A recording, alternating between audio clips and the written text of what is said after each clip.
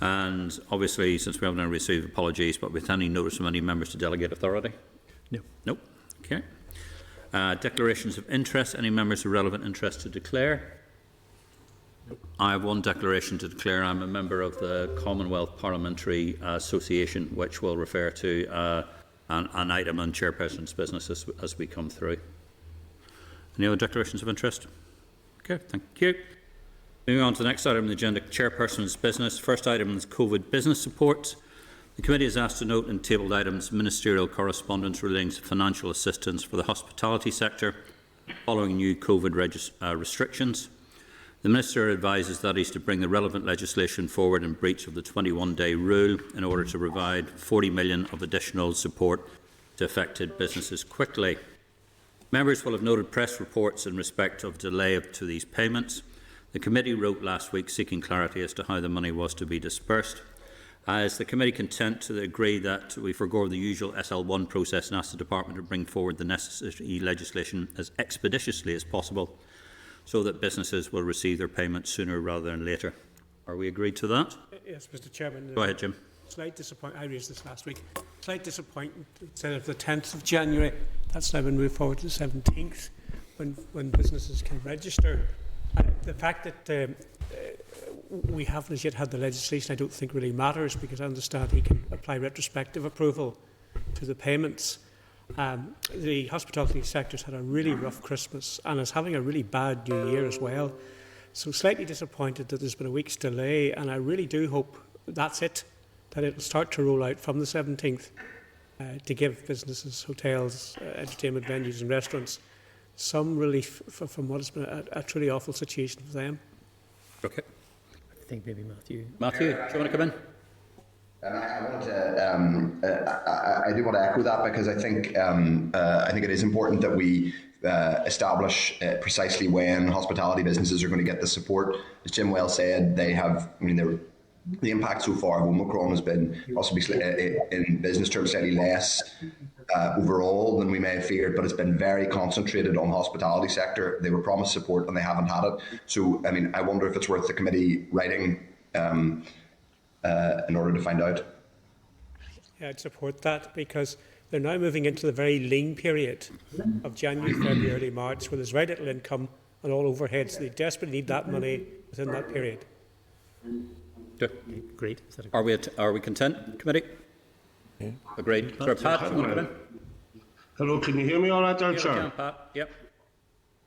I just want to say with what Matthew has proposed and what Jim was saying, from what I hear, just speaking to those that work within the rates department, that there seems to be a lot of number of people have taken their holidays, and we all remember the letter of congratulations was sent to them because of the last rollout and how they delivered. So I think that it's 1 week, and they've said that they will be up to date for within that week. So rather than send, yes, you're right to send a letter and ask the reasons, but there may well be legitimate reasons why it's just taken a little bit longer.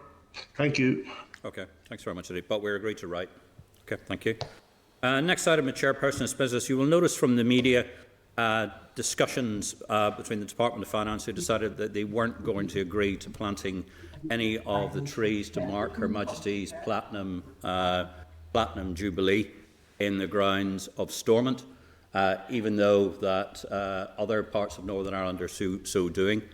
The concern, again, that I raised this issue as being a member of the Commonwealth Parliamentary Association as well, is that it's quite evident that Her Majesty and the Jubilee event is more than international. And bearing in mind what's happening across the globe, from places like India to Australia, New Zealand, Canada and elsewhere, I think I would like to have some clarity on why they don't consider planting trees for something as I think as appropriate as this for the Platinum Jubilee in the grounds of Stormont isn't an international event. And could we ask them whether they'd be more interested in reconsidering their decision? Is any other members any comments they would wish to make?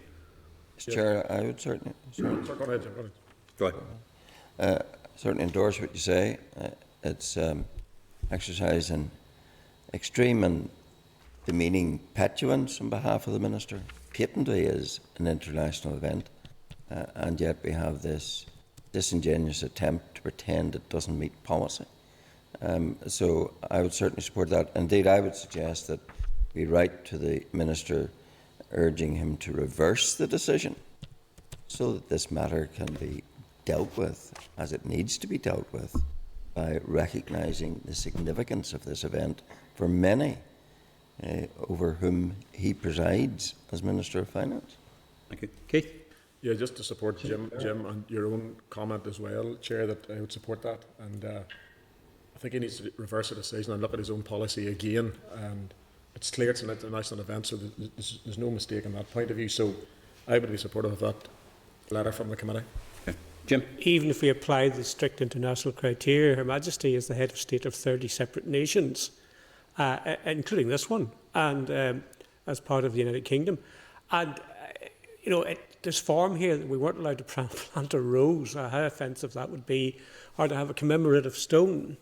I'm in this assembly long enough to remember a DUP finance minister, Mr. Sammy Wilson, granting permission for the GAA, which is certainly wasn't an international event, to plant a tree to commemorate its 125th anniversary. And people are just perplexed about the pettiness of this, that all we're asking for is to plant a tree. We're not asking the minister to come and physically bring his silver spade and fill in the soil around it. We're not asking him to do that. We're just asking him to respect the fact that we will never, as a community, ever witness, in fact, the world may never witness someone who's been on the throne for 70 years. This is an extraordinary achievement, which will probably never be repeated ever again. And we're not even allowed to plant a tree in memory of this. I mean, I just think it's petty. I support what Jim and Keith have said, and Chair, yourself. Okay, thanks. Philip? Yeah, Chair. I mean, obviously, Parliament buildings is a shared workplace, and I mean, we've probably had this discussion over many different issues about symbols, statues, and language, provision on the basis of equality. I mean, I know when I travel up to Stormont, I'm met with a raft of symbols signifying unionist culture, and very, very little in terms of symbols and statues recognising nationalist and republican culture. So, I mean, I don't want to get into that argument. I mean, MLAs will have many different opinions on this. I'm not supportive of the committee writing to the minister to ask him to reverse this decision. If individual MLAs want to do that on their own bat, that's entirely up to them. I don't think it's the role of this committee, and I certainly wouldn't support it. I think, as I said, all of these issues with regard to symbols is important that they're done on the basis of equality, and that rules that are there are applied. Okay, thanks. Matthew? Thank you, Chair. I think, first of all, I would reiterate something I said yesterday in the media, which is that I and my party are perfectly comfortable with a tree being planted, though I think it's a slightly red herring as to whether or not this is an international event. Clearly it's of importance to unionists, not just unionists in Northern Ireland, but particularly unionists in Northern Ireland. So we don't have a difficulty with the tree being planted. We are, as a party, extremely pluralism, mutual respect for diversity and difference is a core value for us, and is how we think about this place and a shared place. Having said that, I would want to add to that something else I said, which is that I think it's worth putting on the record that though we are relaxed about a tree being planted, is after all a tree rather than a statue. We all want to see more trees planted. Is that some of the language around intolerance, slightly strange credulity at times. Stormont Estate is not, in symbolic terms, a shared space. I say as someone who doesn't spend a huge amount of time thinking about the symbolism of these things, but since the issue's been raised, Stormont Estate, as was just said, is not a plural space in terms of symbolism.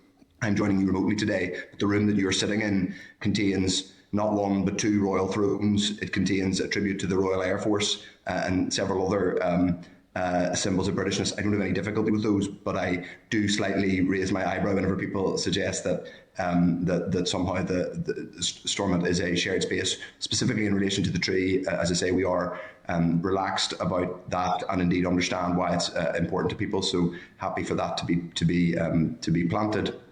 Okay, thank you very much indeed. Any other members wish to have any comments? Sorry, Keith. Yeah, just on Philip's point, if Philip gets offended by a tree, he's going to get a lot of offence driving from here to North Antrim or Meatham and Ulster. So I'll be offended thousands of times between I leave Belfast and arrive in Ulster. So I think if you're offended by a tree, you're seriously need to look at yourself. And in our perspective, we've got business to do here. Can't talk much longer about this. Okay. I'm back with your proposal to write if that's what the committee wishes to do. Pat, finally. Well, I know that we haven't got a lot of time or to spend time, but I mean, I'm along with Matthew in all of this, and be great when we get the day that is a complete and shared space. And yes, I will be voting in favour of sending the letter. Okay. Thank you. Thank you very much. Chair. Sorry, go ahead. Chair. Go ahead, Philip. Yeah, I think it's important just to come back on Keith's. I mean, it's not an issue for me with regard to offence or non-offence. It's quite clearly an issue on the basis of equality and shared space and following rules that allow all communities and all sectors of our community to be represented. So that's the issue. I look forward to the day when I'm travelling to Stormont and see signage in Irish language and see a statue of Roger Casement, an important figure, as Keith pointed out, from North Antrim, adorned in Stormont. So it's not about offence, it's about ensuring that, a building that is currently a bastion of unionism and culture. I'm not trying to talk over you, but you're broken up. And more welcoming to others who aren't unionists. Can you mute? All right. He's not. It's Pat's left his Sorry, mic it's on. Pat. No, it's Pat. Philip, sorry, I'm sure that was a very fine disposition of your position and the rest of it, but we couldn't really hear it. But I think we got the gist of it. Sort of, Pat was... Sorry about that, Yeah, sorry, we're interfering, sir. So therefore, the proposal is on the table that we write a letter to the Minister asking him to, first of all, explain why this isn't an international event, and ask him again to reconsider his decision and allow the planting of a tree to... is it a tree or is it a cluster of trees? A tree, a singular tree, And for the proposition to was mark that he should... the platinum jubilee. Opposition was that he should reverse the decision. Reverse the Seems to have decision. made a decision. Okay, we continue. Okay. Is that agreed? Okay, therefore, sir, I'll obviously have to put it to a vote. All those who are in favour say aye or raise their hands. Raise your hands. Aye. 2, 3, 4. Members raise their hands clearly. So 4, we've got 5, 6. Yeah. Right, yep, Yeah. 6. And those against? 1, 2. to- Melissa, are you... I can't really tell with your... Yeah, I'm actually here and I'm actually voting against as well. It's just that the camera on this iPad is not working, so you can't actually see me. Oh, well, all the better. Great news. So, Steady. Behave. Thank you so much for your compliments there from that echo in the background. sorry, Chair, just to be clear, which way is the member voting? Which or no? You want to get Melissa, you're voting for or against the tree? I'm not voting for or against a tree per se. I'm voting for the idea that you should be writing to the Minister asking him to change his mind. Okay. I'm voting against that. Okay, that's duly noted. I think that's abstaining both ways. No, he said he was voting against the letter. Okay, thank you. Sorry, thank you very much. So it's 6-3. The motion is passed. The motion is passed. Okay. Move on to the next item on the agenda, the draft minutes of proceedings. Draft minutes of the Finance Committee for the 5th of January at page 8. Are we agreed with the minutes? We are. Matters arising. At last week's meeting, the clerk undertook to return to the committee regarding the use of neutral or other backgrounds for members attending committee meetings remotely. Peter? Chairperson, thanks, Chair. As indicated last week, there is no specific Assembly guidance on the use of politically sensitive backgrounds when members are attending committee meetings remotely. As members are aware, an all-party notice was issued in respect of remote plenary attendance. This mentions Standing Order 110A, but this refers to plenary only and reflects the level of control that the Speaker enjoys in respect of the conduct of plenary business. In the case of remote plenary attendance, members are required to abide by the same rules that would apply if they were attending in person. No decision has been taken to apply the plenary guidance to committees. It is therefore up to members to themselves comply with the Code of Conduct in terms of promoting good relations and showing respect and consideration for others. If it is felt that the behaviour of a member is disrupting proceedings, then members may appeal to the chairperson of the committee, who can suspend the meeting if he thinks it's necessary. In respect of breaches of the Code of Conduct, members are well aware of the process by which complaints may be made and how these would be adjudicated. Thanks, Chairperson. Okay. Any comments? Chair. Yes, go ahead, Malaysia. Yeah, I'd just like to thank the clerk for being thorough just in his response and every respect. Thank you. Okay, thank you. Jim? Chair, could I just thank the Chair for the clarification and the confirmation that the display of a book which honours the extreme sacrifice of the wonderful UDR was not in breach of any rules of this House. And I suppose maybe the publishers of that remarkable book would like me to thank Mr McHugh for the spike in sales that his petty outburst provoked. Okay, thank you very much indeed. Are there any other matters arising? Nope. Move on. Thank you. Moving into closed session. And we're back on. Are we up? Let's make sure we're back up. Yep, we are. Excellent. Thank you very much indeed. Okay, team. Defamation Bill Committee stage informal clause by clause scrutiny. 4 members of the session is to be reported by Hansard. Members that we're now asked to set out their informal views on the clauses and amendments to the bill for the record. No votes will be taken. Formal clause by clause will follow next week when votes may be required. I think that's a bit of an understatement. Members of the committee will proceed through the clauses and you will put the questions. I'll put the questions informally. Where there are possible amendments, the informal questions will be put on the amendments first, and then the informal question on the informal amended clause will follow. If members have any other amendments which are not listed in the bill table, they should indicate this clearly. Are we ready to proceed? Ready to proceed. So, Clause 1, serious harm, is at page 24. Can members confirm that they understand the clause and the suggested amendments? Great. Great. We will now take Amendment 1.1 at the end of the clause. In the respect of Amendment 1.2, relating to the striking down of trivial claims at page 26, can members indicate informally if they would support such an amendment?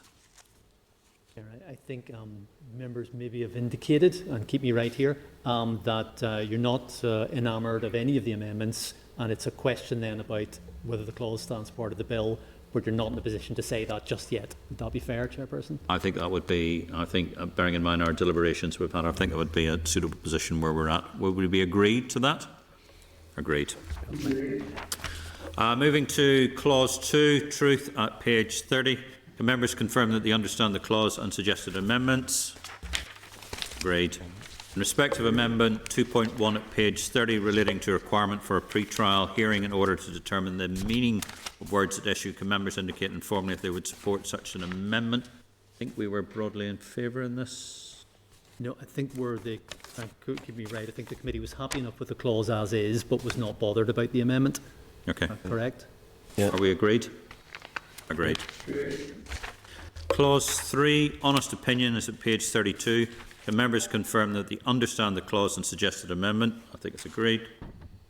In respect of Amendment 3.1 at page 34, which relates to reasonable belief, can members indicate informally if they would support such an amendment? I think we are broadly in favour from our conversations. Sorry, Chairperson. Have we lost members?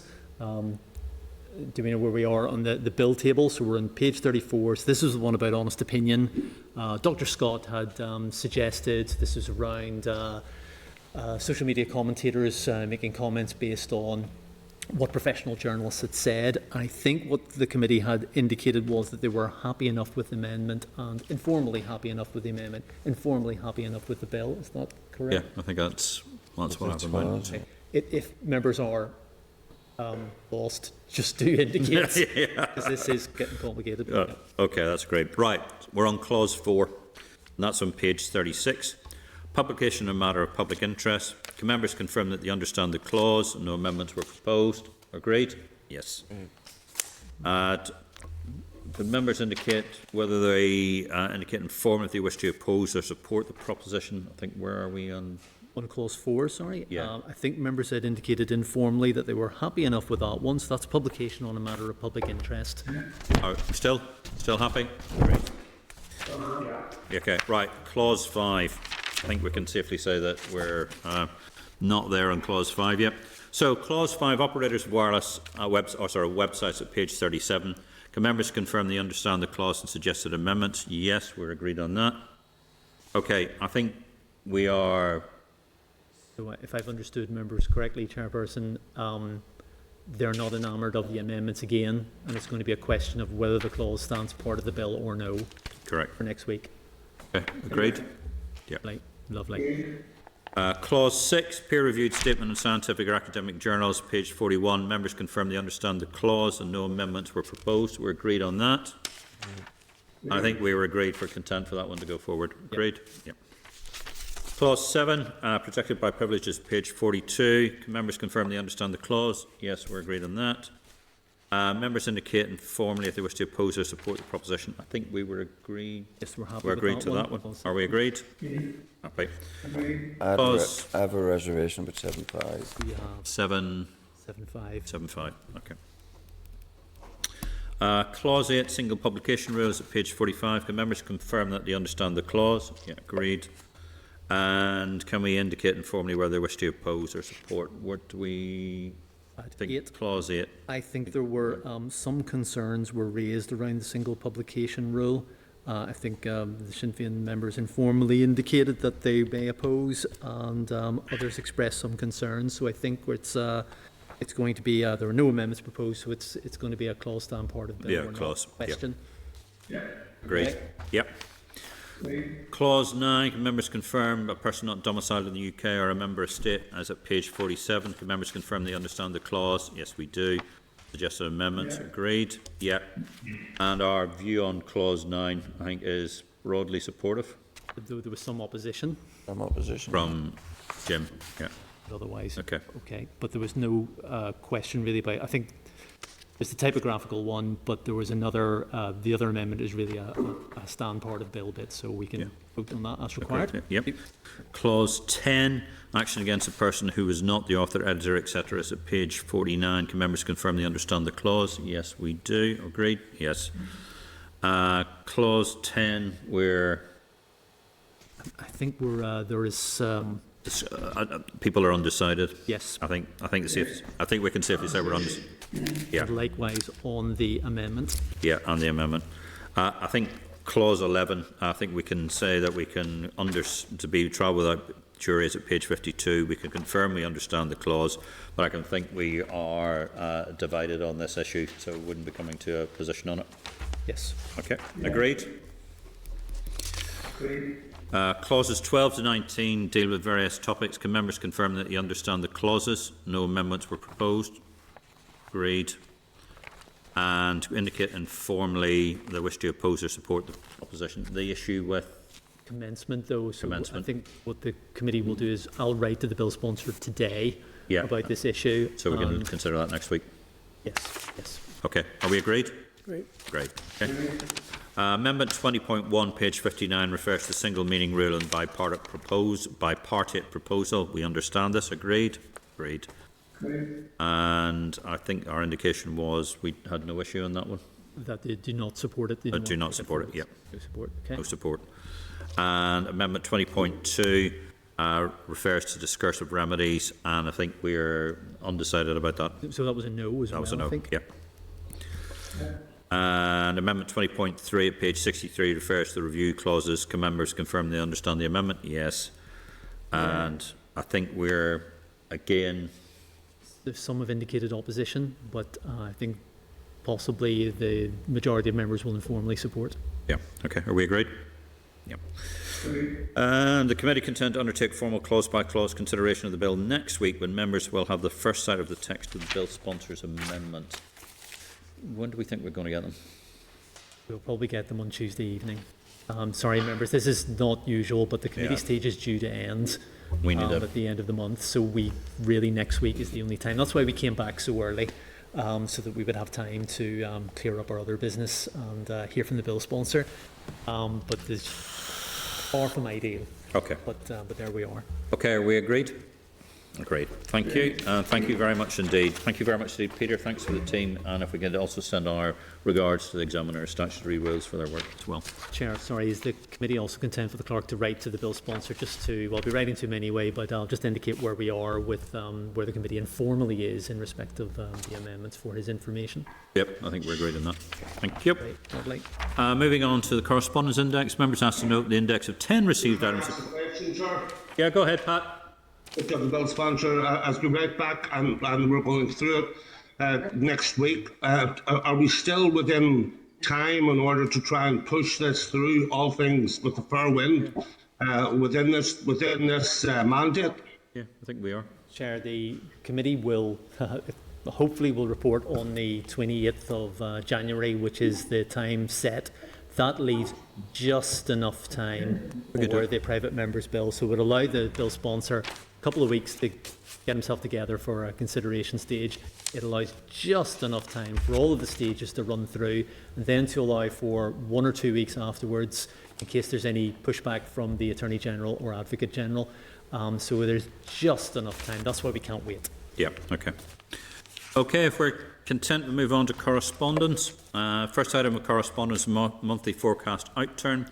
Committee is asked to consider page 161, an analysis of outturn and forecast outrun for November 21, indicating substantial DEL underspends in both the Department for Economy and Department for Communities. Is the committee content to share this analysis with RAISE and the Committees for Communities and the Economy? Okay, agreed. Thank you. Investing Activities Report. The committee is asked to note on page 186 the ISNI Investing Activity Report for December 21, which details the departmental's capital spending programmes. Is the committee content to note this correspondence? Agreed. Have a look at page 189 where we're looking at financial transaction capital. And it's again something we've been quite interested in as we've gone through. The committee is asked to note a response from the Department of Finance setting out financial transaction capital spending. The larger recipients are the Ulster University and co-ownership housing, and also the Northern Ireland Investment Fund. If we look at substantial money that's gone into that, just let me make sure we've got that. At the bottom. At the bottom, yeah, the Northern Ireland Investment Fund. I'm just trying to recollect, but I think at some stage or another during our committee proceedings we received evidence that some of the money from the Northern Ireland Investment Fund has also gone to the Ulster University. And I think I would probably like a bit of clarity from the to find out from the Northern Ireland Investment Fund what the money has been allocated to and what it's been, because it's a substantial amount of money. And I would be really interesting to see what it's been used for and why it's what it's been used for. Have we any other comments? Okay, thank you. Next item, the Correspondent Assembly Commission Draft Budget 22-25. The committee is asked to note at page 192 further exchanges between the Minister of Finance and the Audit Committee in relation to the Assembly Commission 22-25 draft budget. Are we content to note this correspondence? Content? Department of Education Draft Budget 22-25. The committee is asked to note at page 201 a copy of correspondence from the Committee for Education to the Minister of Finance highlighting concerns in respect of the 22-25 draft budget for the Department for Education. He asked to note the correspondence. I think this referred to when the departments were asked to look at efficiency measures, but they never occurred. And as we've seen subsequently from the Finance Minister, that those efficiency measures haven't been required. So I think, are we content to note this correspondence? Great. Northern Ireland Housing Executive Repair Grants. The committee is asked to note on page 204 a copy of correspondence from the concerned individual to the Minister of Finance in relation to Northern Ireland Executive Repair Grants. Is the committee content to note this correspondence, or is any members like anything to say?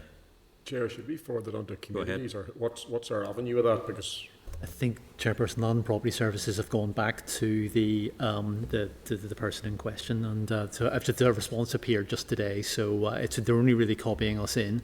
So I don't think we have to. I always acknowledge correspondence. I know there's a few comments or just comments, should I say, but there is some general concerns on that letter. You know? Yeah, there is. Yeah, but I think they have been responded to. I mean, I think it might be useful to say that. And again, I'll probably make a declaration of interest, and I don't know if any other members have it. I've been approached by a whistleblower who is anonymous, and I don't normally deal with anonymous whistleblower correspondence, but has raised some issues around LPS and some issues within LPS. And again, it's not appropriate for us to deal with anonymous whistleblowing correspondence. But if I would say if that person who is indeed sort of listening into this session here of the committee, if they would wish to contact my office entirely confidentially, I will be able to sort of deal with them or deal with their issues. But again, we can't really deal with anything that's put in anonymously, because I don't think that would be appropriate for our committee to be doing that. Okay. I should just say, Chair, I've also received correspondence from someone who describes themselves as a whistleblower, and I don't want to, and I'm going to concur with what you just said. I obviously don't want to be. I want to ensure issues are properly scrutinised. But yeah, I would concur. Well, in that case, then I will make an appeal to that person to approach my office directly. It will be dealt with entirely in a confidential manner, and it will be dealt with with the appropriate rules and regulations in support of the whistleblower, and they can be assured of confidentiality if they wish to contact me. But I think, you know, if the issues they raise within that correspondence do need examined, we have to have it from. You know, we do actually need to make sure that it's not just from an anonymous source. If we are content with me taking that as a lead, okay, thank you. Next item in the correspondence is Grenfell Legislation. The committee is asked to note on page 206 a response from the Department of Finance regarding the consideration by the cross-departmental group of Grenfell-related legislation and other actions for Northern Ireland. The Department of Finance is progressing a single ACM cladding claim. That's the £1 million for your constituency, Matthew, with Castle Court. Or Victoria Square, sorry. Yep. Department for Communities is also progressing 11 claims related to non-ACM cladding in buildings over 18 metres. I think as a committee we'd probably like to get sight of which those buildings are, if we are agreed. Yep. Agreed. Building Control may undertake the Building Ombudsman's role in Northern Ireland, but a sponsoring department has not been selected. This fills me with a bit of concern, committee, because we've raised this issue time and time again since it started coming in front of this committee as who is accountable, who is responsible. We heard previously that a subsection of the TEO were going to deal with it at one stage under the previous interim head of the civil service, and then that's come back to finance. And there seems to be a lack of somebody wishing to take charge of what I think is quite a serious issue. I think I would like to write, with your support, committee, to the department and asking them, can we have an early resolution of who is going to undertake the Building Ombudsman's role, and if there is no sponsoring department, can it be the Department of Finance, so we can get this going? Because I don't want to see this one falling between the gaps. If we're content, good. And just for further advice, an expert panel will take this forward. Department of Finance is also to bring final proposals to the Minister later in January regarding building regulations to ban unsafe cladding material. I think the other thing we might want to do is, because every time we pressed the department on this, they always said that sort of the £1 million that had been allocated was all the funding that they needed. And we as a committee have asked on several occasions, is this all the money you're going to need, and are there other sort of buildings to be dealt with? I think we also probably need an update on what they consider the likely cost implications of this are, and whether there's any Barnett consequentials because of what's been announced, I think, earlier on this week in Westminster. Okay. And apart from that, are we content to note this as correspondence? Thank you. Next item is the RHI disciplinary process. The committee is asked to consider restricted correspondence on page 210. This is a response from the Department of Finance to committee queries in relation to the RHI disciplinary process and the role of the Northern Ireland Civil Service Board. Some of the papers are redacted, including the removal of a name from the distribution list for the Northern Ireland Civil Service Board papers. It appears that the RHI disciplinary process was only agreed by the Northern Ireland Civil Service Board on the 31st of January 2020. The minutes appear to have been mislabelled as the 31st of January 2019. In any event, the Executive had been re-established at this time. Indeed, the minutes indicate on page 230 that the Minister of Finance was to be briefed on the relevant communications and he was to inform the Executive. Team, we will recall seeing correspondence written by, I think, Mr. Bill Pawley, who is, I don't think there is a responsible officer or an accountable officer for dealing with RHI, because we're seeing it's been remarkable lack of anybody wishing to take any responsibility for it. That was referring to actions that were going to take place in 2018. It wasn't saying actions were going to take place. It said actions had been taking place with the agreement of the Northern Ireland Civil Service Board, if I read it correctly. But if we move this forward now, as we look at the disciplinary issue, we're looking at this at happening in January 2020. A part that the Minister for Finance was to be briefed in the relevant communications to inform the Executive. And I don't think the Minister of Finance had been briefed, because it still hasn't actually been action forwarded to the Executive until the end of last year, I think, when it was RHI response was brought in front of the Executive. Okay, so the inquiry report, my understanding, was published actually around 2020, at the start of 2020.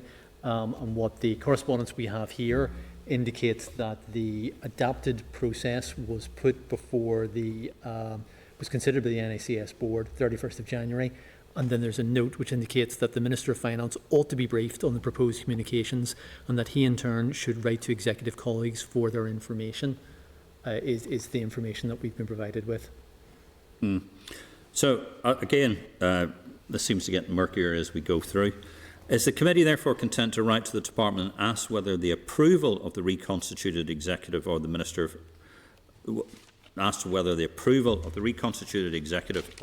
of Finance was sought for the adapted RHI disciplinary process, and if not, why not? Because it looks as if, even though the Executive had been reformed at the end of January, they were never asked their position on what the process was going to be.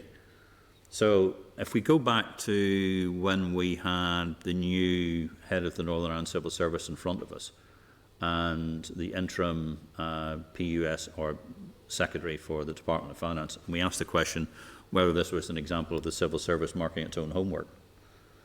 I think if you look at the correspondence and obviously the remarks from Sue Gray, who's obviously risen considerably to even greater prominence over the last the last week, it does seem to me that the department, or the civil service, did seek to mark its own homework without any political oversight. Or do any members think I am getting that wrong? It's quite clear, Chairman, that because they use this language in the minutes, that what they created was a bespoke disciplinary process. It wasn't the disciplinary process as laid out. So you'd have thought, if they're going for a bespoke disciplinary process and departing from what's laid out in the general codes, that they certainly would have referred that to the Minister. Yeah, and I think the other question we need to ask is, why did they depart from the Northern Ireland Civil Service Disciplinary Code to create a bespoke system? Yeah. But one would assume that if you created a bespoke system, it was in some way to deal with something of an increased severity or gross misconduct or wherever it happens. But what in fact we've seen is a bespoke system that in fact didn't bring more to account, brought less to account. And it's quite interesting. It struck me as I read, I think it's at page 214, they set out 5 principles for this process, one of which was public confidence. Thought that was pretty ironic, given the outcome. I read that with a small degree of incredulity. Not a small degree of incredulity. I think I'm being diplomatic in that language. So therefore, are we content to write to the Department, ask whether the approval, as we've said, the approval for the reconstituted Executive or the Minister for Finance was sought for the adapted Bespoke RHI disciplinary process? And if not, why not, bearing in fact the Executive was back up and running? Yeah. Okay. Thank you very much, Dave. Thank you for that. Next one is the Northern Ireland Civil Service Secondment Policy. Committee is asked to note at page 232 correspondence from the Minister of Finance advising that an outward and inward NICS secondment policy has been drafted and is with the TUS for consideration. An interesting thing is coming sort of discussions I've had recently is the role of the Strategic Investment Board. You will recall that the previous interim head of the Northern Ireland Civil Service, who wasn't a civil servant, bizarrely, was actually a secondee from the Strategic Investment Board. I've become aware that quite a few other senior positions across government are being filled by secondees from the Strategic Investment Board. That may or may not be correct. It is anecdotal. I would probably like, I think it's be worthwhile for the committee to understand the role of the Strategic Investment Board and how many of its personnel it has seconded to the Northern Ireland Civil Service for particular roles. And indeed, why is that the case? Because if these are senior people being brought in for particular roles, is there any reason why it's particularly done for the Strategic Investment Board? Do they bring extra skills? Or why would you do this when, in fact, what you could do is either bring in consultants or indeed be able to go for the recruitment process as it is? Would we be content to do that? Yes, and I would like also to inquire, are there Strategic Investment Board personnel seconded to local government? That's an interesting point. And wider public sector. And wider public sector. Just seems to be something we don't really have much of oversight about, but if they're in key roles and they're being used very obviously by the Northern Ireland Civil Service to fill gaps, I think it's appropriate that we understand a bit more about the mechanism and how it operates. Okay, I would agree. Thank you.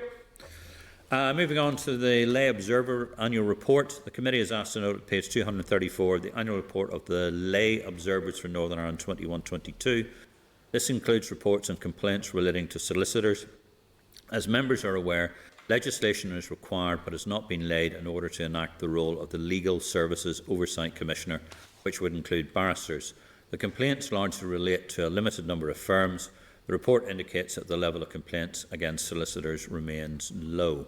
Any members who wish to comment? Chairman, I read this with interest, and I noted the comments of the Lay Observer that she's obviously very unhappy that approaching 6 years on, the secondary legislation to extend her powers as the Commissioner has not been laid. Why is that? You know, it's another example of the Assembly deciding something and officials in departments not placing the commencement legislation. Would you suggest we write to the Department seeking clarity? Absolutely. Are we agreed? Chair, we did this last year, but we can definitely do it again. Yeah. Yep, let's do it. Yep. Thank you. And there's a competent information request. A confirmation request is at page 263.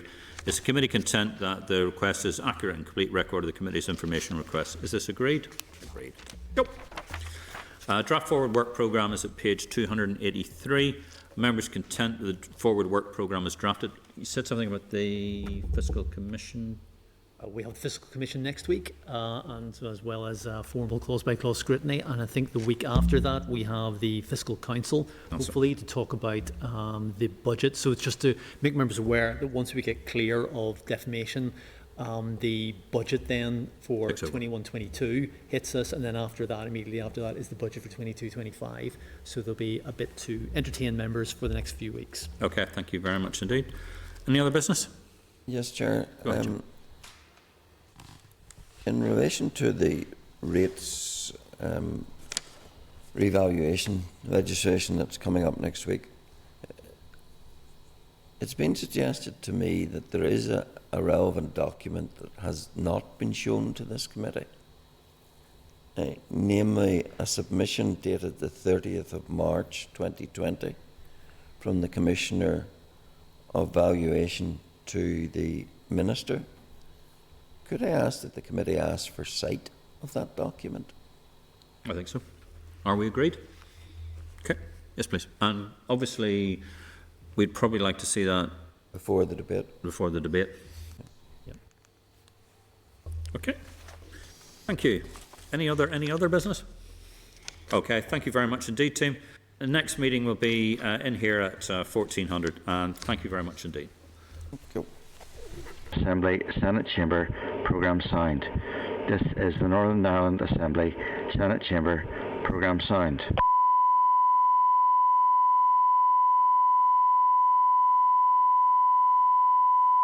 This is the Northern Ireland Assembly, Senate Chamber,